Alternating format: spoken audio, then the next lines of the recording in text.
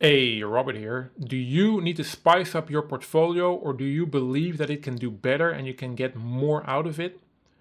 That's exactly what I want to talk about in this video, more specifically the project sub-pages and really the journey of how a viewer goes through those pages, with the end result, the impression that you leave on people, and that I believe you need to be aware of that impression. Now, before I go into that, my name is Robert. I've been a 3D artist in the game and creative space for 22 years already, and the last 8 I've been running Mesh Masters, where we are a small, tight commando team of artists doing productions and art direction and art management for our clients. And recently, this year, we've been expanding what we do with a teaching component where we are teaching you and our fellow artists to really become that high-level professional artist that they should be and want to be. That said, back to the topic. So what do I mean with that story, that journey that people go through? Let me share my screen. I have a Photoshop file here ready. So most people, they treat their portfolio as almost like a dump place where they dump their work, and then they might make really cool images and they put it on their portfolio, and that's cool. In essence, that is a portfolio.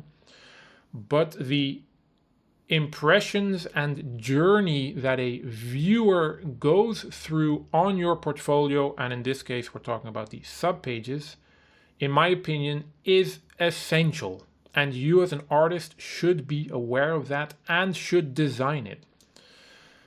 So what most people do, they have a key art image at the top, which is not always the case, by the way, but most people get that right. And then from that point onwards, they maybe add 2 or 3 more different angles or renders of their work. And then if you know what you're doing or you're doing it correctly, you also would add a sort of process or a breakdown after that. So like the wireframes or maybe the textures. And that's cool, it's not bad, but it can be better in my opinion. So what should we do instead? So let's go from the top to the bottom. Why the key art? What is the purpose of that first image? That first image is kind of like the hook, just like in any other media. It needs to be so cool that people want to see more. They are hooked in. So it needs to be that best render with the best lighting, the best camera position, a cool pose if it's a character, and it really needs to hook in a person. After that, most people obviously scroll down because it's a website. So what happens then? What is going to be your second and third image? Have you thought about that? Have you thought about that journey? So the third image should not be very similar to the first because they already are hooked or it's already there. So the second image can be either a very different angle or maybe it's that turntable with some animation if it's possible. So let's say this is the turntable of a character. So what does that turntable do compared to the key art? It gives you a different impression as the viewer and something else to look at. And if you add in little animation, if it's a character, it could also be a vehicle, it's again something that the viewer will be intrigued to look at. So again, you're kind of capturing a person, and again, they spend more time looking at your art. So the third image could then be another still, for example. Maybe this is similar to your key art image, but it's just a different angle.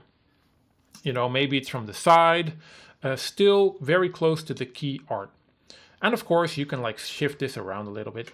Then the fourth image can, depending on what piece it is, still be similar to the key art, but I would almost say this should be more the profile shot.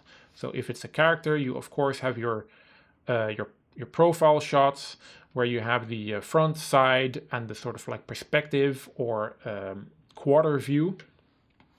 And as you can see, we're kind of already going into that process step, right? Now after this, So what have people experienced so far? They are hooked. They were intrigued by more details, maybe some animation. Again, another amazing shot. Then the breakdowns, because they already have seen the work, so you don't need more.